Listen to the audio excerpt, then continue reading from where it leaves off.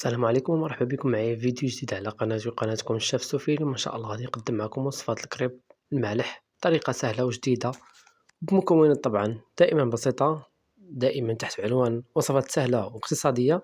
باش تعرفوا هادشي كامل خليكم معايا حتى الأخير باش تكتشفوا معايا المقادير وطريقة التحضير. وإلا كنتوا أول مرة كتشوفوا القناة اشتركوا فيها وفعلوا الجرس باش يوصلكم كل جديد. خليكم معايا حتى الآخر. على بركة الله غنحتاج لتر حليب، وكيبقى طبعا على حسب الكمية. 3 البيضات يكون محررة المطبخ. عندي هنايا معلقة أو 2 معالق كبار د الزبدة دايبة عوض الزيت. دقيق على حسب الخليط. هنا يعني التوابل شوية البزار، شوية السكر الصنيدة، قبيصة الملح، بودرة الثومة وبودرة ديال البصل. أول حاجة ناخدو خلاط الكهربائي وتاخدو المكسور توضعو فيه 3 ديال البيضات. طبعا البيض يكون بحرارة المطبخ باش ينجح معاكم الكريب، ميكونش بارد في الثلاجة وتوضعوه نيشان. غنضيف لتر ديال الحليب، وكما قلت لكم بإمكانكم ديروا غير نصف لتر. غنضيفو هنا التوابل اللي ديجا وسبق لي وقلت لكم، وكيبقى طبعا التوابل على حسب الاختيار ديالكم. غنطحنو مزيان هاد الخليط حتى يتجانس ليا مزيان. نحاول انني نطحن.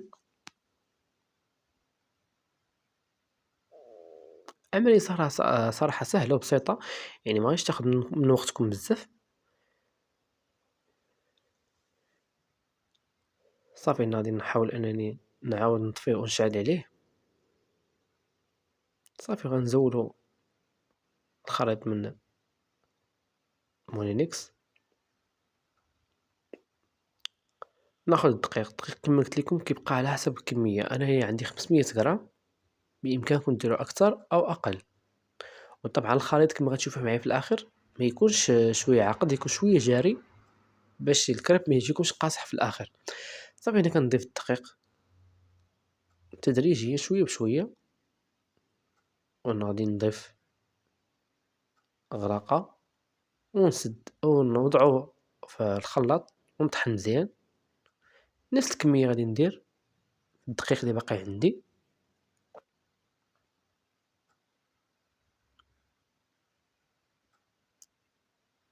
كما شفتوا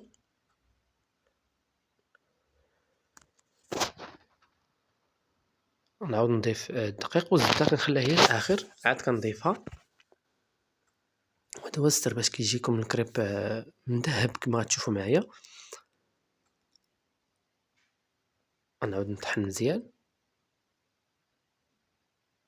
وبإمكانكم ديروا دفعة واحدة، يعني ديال الخليط بلا ما تبقاو ديروا تدريجيا تضيفوا الدقيق في خطرة واحدة. غير هو خصو ما يكونش شوية عاقد. صافي نحاول أنا نطحن مزيان ونتوقف ونضيف 2 معالق كبار ديال الزبدة دايبة. وهذا هو اللي كيخلي الكريب يكون صراحة هشيش وكيكون رطب. بإمكانكم تعوضوه ب 2 معالق حتى 3 ديال الزيت النباتية. صافي هنايا من بعد ما طحنت غنفرغ الخليط في شي إناء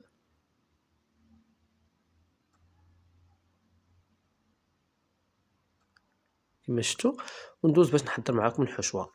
الحشوة نحتاج صدر دجاج كيبقى طبعا حسب الكمية، معلقة كبيرة ديال الدقيق، نصف كاس العلبة ديال كريمة الطبخ، نصف كاس الحليب. هنايا عندي التوابل كيبقى عاوتاني على حسب الاختيار ديالكم. وبصلة عندي مشلضة مزيان مقطعة قطع صغيرة. هنايا في قميلة أو كسرونة قلة أي اللي عندكم وضع معلقة ديال الزبدة. غنضيف ليها القليل من الزيت حتى تذوب لي ديك الزبدة وتشحر ليا مزيان. طيب مزيان الزيت، يعني انت تشوفها غلات مزيان. عاد ضيفوا ليها البصلة مع التحريك طبعا حتى تشوفوا البصلة راه دبالت، يعني طابت مزيان وتبدل اللون ديالها. كما كتشوفوا البطاطا شويه جهدت عليها. بهذه الطريقة. صافي حتى كتشوفوا البصلة بدات كطيب، تجي على هذا الشكل هكا. صافي هنا غادي نضيف قطع صدر ديال الدجاج، بإمكانكم تعوضوا بالكفتة. كيبقى الذوق طبعا الذوق يختلف على أي واحد شنو كيفضل. غادي نخلط مزيان حتى غادي نشوف الدجاج قرب يطيب. في الأخير كنضيف التوابل، بودرة الثوم، خرقوم، شوية البزار، شوية الملحة، وبودرة ديال البصلة. صافي غنخلط مزيان هاد المكونات، وغادي نضيف هنايا معلقة كبيرة ديال الدقيق ونخلط مزيان. وغنضيف أيضا كاس أو نصف كاس ديال الحليب، ونصف كاس ديال الكريمة السائلة، بإمكانكم تعوضوها بياغورت طبيعي إلا مكانش متوفر عندكم. وغادي نخلط مزيان حتى تشوفوا الخليط بدا يعني كيتعلك وبدا كينشف ليكم. صافي طفيو عليه. وهنا كإضافات بغيتو تضيفوا فرماج حمر أولا موتزاريلا اللي عندكم طبعا ضيفوه، ما كانش كتخلوه كما هي كما كتشوف. صافي هنا كما شفتوا بدات كتنشف، غادي نخليها وغادي باش نطيب معاكم الكريم.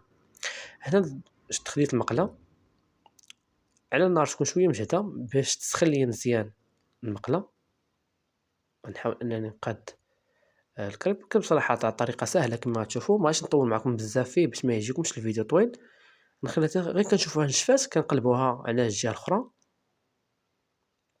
ومع التحريك طبعا على هذا الشكل هكا كتشوفوا كتعطيكم دوك فقاعات. صافي عرفوا بان الكريب راه وجد وطاب. غنحاول انني نقلبها معكم باش تشوفوا كيفاش كتجي من التحت. واخا انا صراحه راه شويه كانت المقله سخونه، كتجي على هذا الشكل هكا كما شفتوا. صافي غندوز باش نعمروا الكريب ديالنا كما كيوجد على هذا الشكل كما كتشوفوا. راه كيجي رقيق وخفيف، ما كيجي لا محجن لا والو كما كتشوفوا. طريقه سهله كما قلت لكم وبسيطه، وكتخرج صراحه كميه كبيره. وهنا الدجاج مخليته حتى برد. الحشوه اللي غادي نعمروا بها الكريب، غادي ناخذ الحبه الاولى نوضعها على هذا الشكل هكا، وناخذ شويه ديال الحشوه نوضعها بحال هكا. غادي ناخذ واحد قطع ديال الفرماج المربع. كيبقى طبعا هاد الاختيار لكم، بامكانكم ديروها الفرماج العادي اولا موتزاريلا اولا الفرماج الاحمر. كيبقى هاد المرحله صراحه طبعا اختيار لكم. نطوي على هاد الجنب على هاد الشكل كما كتشوفوا. طريقه سهله بسيطه كيجي على شكل مربع كما كتشوفوا. صافي نفس العمليه اللي غادي ندير في الكريبات الثانيه. نضيف شويه الحشوه، ونضيف ايضا فرماج مربع.